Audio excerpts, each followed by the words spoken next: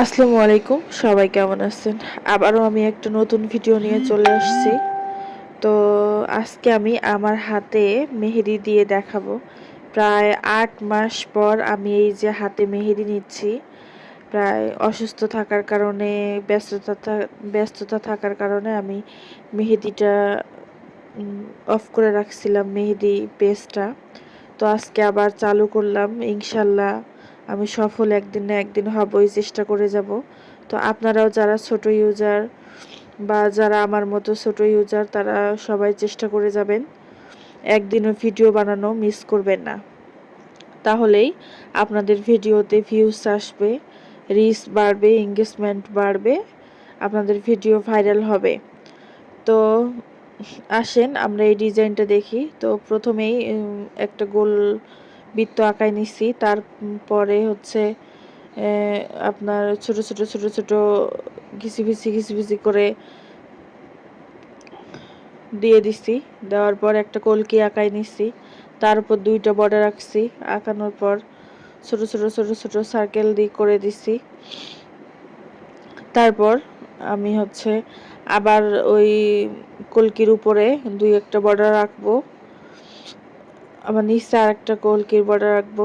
তো এইভাবেই আর কি ডিজাইনটা করছি, কলকি প্লাস গোল গোল একটা জিলেপির মতো ব্যাস।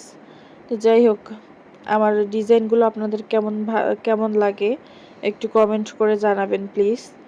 তো প্রায় ৮ মাস পর আজকে মেহেদি দিচ্ছি। হয়তো হাতের শেপটা বা আকার স্টাইলটা বা ডিজাইনটা সুন্দর হচ্ছে না, আর মেহেদি দেওয়াতে মানে ধরাতে আমার খুব প্রবলেম হচ্ছে এতদিন পর।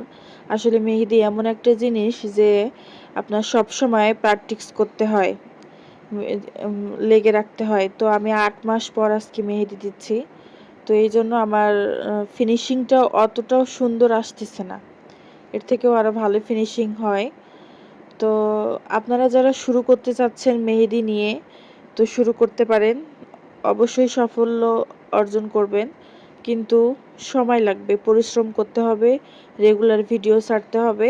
তো ইনশাল্লাহ আপনারাও আমার পাশে থাকিয়েন, আমিও আপনাদের পাশে থাকব। তো আজকে এই পর্যন্তই।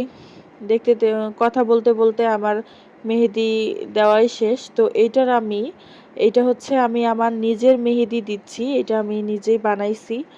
হচ্ছে মেহেদি, আমি আগে মেহেদি সেল করতাম, বাট মাঝখানে ৮ মাস বন্ধ ছিল। তো আবার ইনশাল্লাহ নতুন করে শুরু করব। তো এইটা আমার একটা ফ্রিজে ছিল 4-5টা মেহেদি, তো আমি এইভাবে রেখে দিছি। তো এইটা আজকে খুঁজে পাইলাম, বের করলাম, বের করে আর কি হাতে দিচ্ছি। জানি না কালার কেমন আসবে।